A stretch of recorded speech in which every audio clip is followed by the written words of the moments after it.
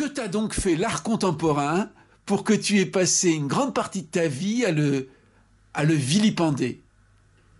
Mais d'abord, j'ai surtout passé une grande partie de ma vie à défendre des artistes que j'aimais, les créateurs, et donc plutôt à parler pour que contre. Je n'ai passé qu'une toute petite partie de ma vie à mon corps défendant, parce que je n'en pouvais plus à un moment donné, à protester contre l'hégémonie de l'art officiel et surtout, ce qui est pire, l'idéologie absolument fausse, selon moi, et même perverse, qui préside à l'enseignement des arts dans les départements universitaires d'une part et dans les écoles d'art de l'autre.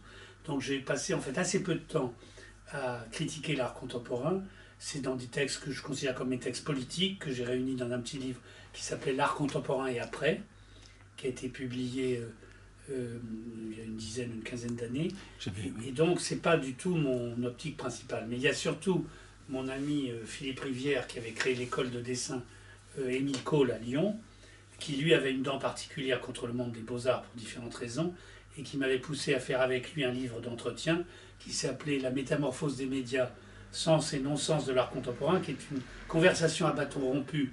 On s'est complètement lâché à l'époque, c'était en décembre 89, contre les absurdités de l'art officiel, parce qu'il faut dire que par exemple les rayures de Buren, qui font rire quand même aujourd'hui, ça fait 40 ans qu'on se les tape en France. La France est un des rares pays au monde à avoir une telle fidélité à ses artistes officiels. Peut-être qu'à l'époque de Lully, c'était comme ça. On a eu Boulez, qui était l'incontournable de la musique contemporaine, et ainsi de suite. Donc la France est très fidèle à quelques figures comme ça, qui sont... Il y a Soulages, qui est considéré comme un très très grand peintre. On lui dédie de son vivant un musée entier, ce qui ne s'est jamais vu de mémoire d'homme.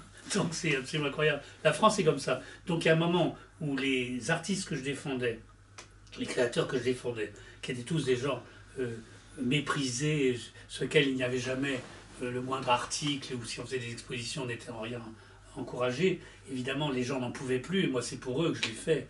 Enfin, c'était une grande injustice, c'était insupportable. Moi qui lisais régulièrement le journal Libération, j'ai cessé de le lire à l'hôpital Sainte-Anne,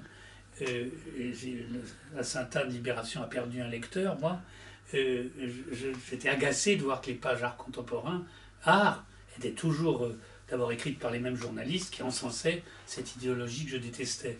Et donc, ce que m'a fait l'art contemporain, c'est que j'ai eu l'impression que c'était une perversion au sens propre, c'est-à-dire un détournement du chemin de ce qu'était l'art que j'avais aimé dans ma jeunesse.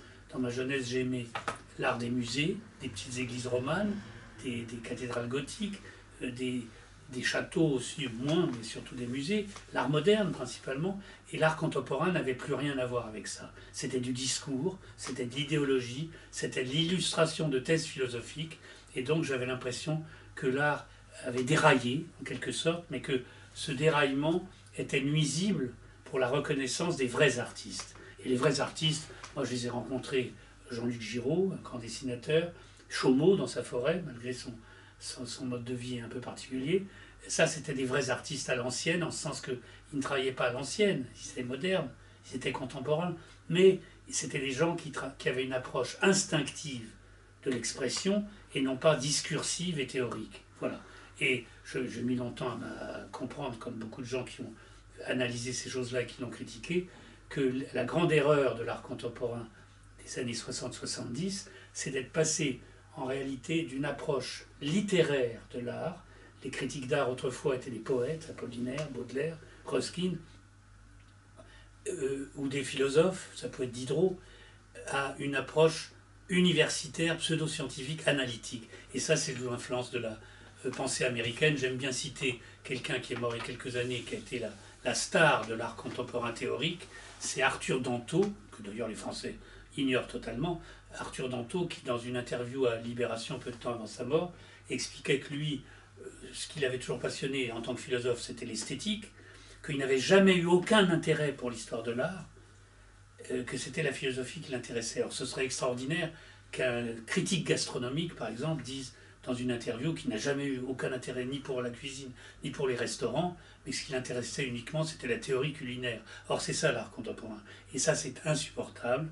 C'est une insulte pour tous les artistes qui vivent difficilement. Moi, j'ai vécu entouré d'artistes. Alors, effectivement, je suis atypique. Il y a peu d'intellectuels français qui vivent entourés d'artistes, ayant des amis artistes. Beaucoup écrivent sur l'art, sans rien y connaître, sans même, pire, sans l'aimer.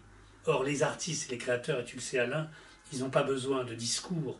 C'est d'ailleurs comme les grands malades comme moi, j'ai pas besoin de discours et de cours de chimie à mon hôpital. J'ai besoin d'encouragement à tenir le coup.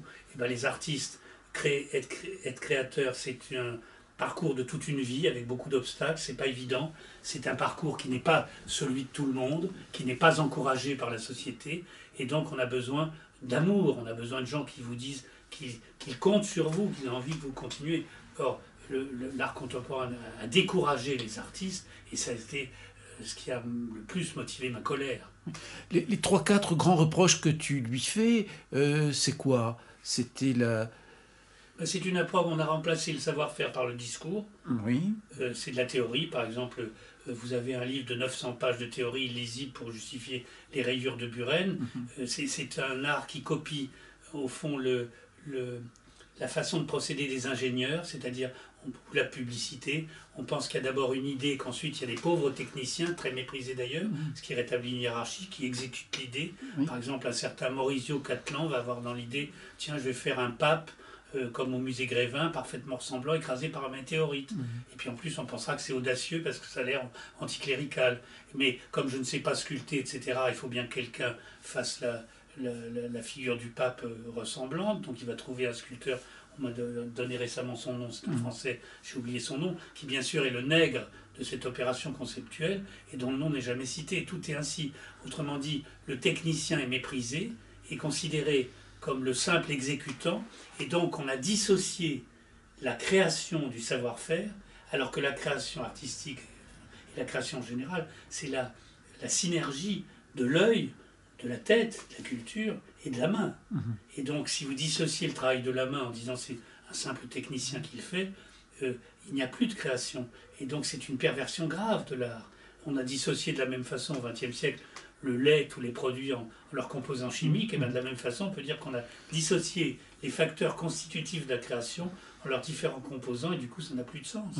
Il y avait d'autres aspects dans ta critique. Il y a aussi tout ce côté rébellion subventionnée. Alors, il y a tout l'aspect aussi, oui, ce que la sociologue Nathalie Heinig, je crois, appelle le double bind institutionnel, c'est-à-dire la double contrainte institutionnelle, c'est l'institution elle-même. Et en France, ça a été longtemps le ministère de la Culture, qui est une aberration française, à mon avis.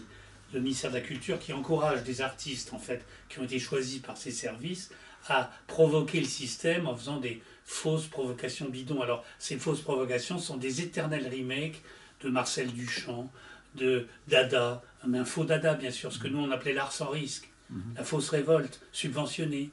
Et dans notre livre avec Philippe Rivière, il y avait énormément d'intertitres qui étaient amusants parce qu'on s'était lâché pour la première fois. C'est un des premiers livres qui a critiqué ces choses-là, après un livre de Yves Michaud, qui avait attaqué aussi l'artiste et son commissaire, ou des choses comme ça.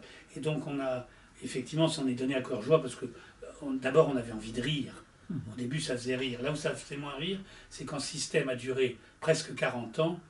Il dure encore?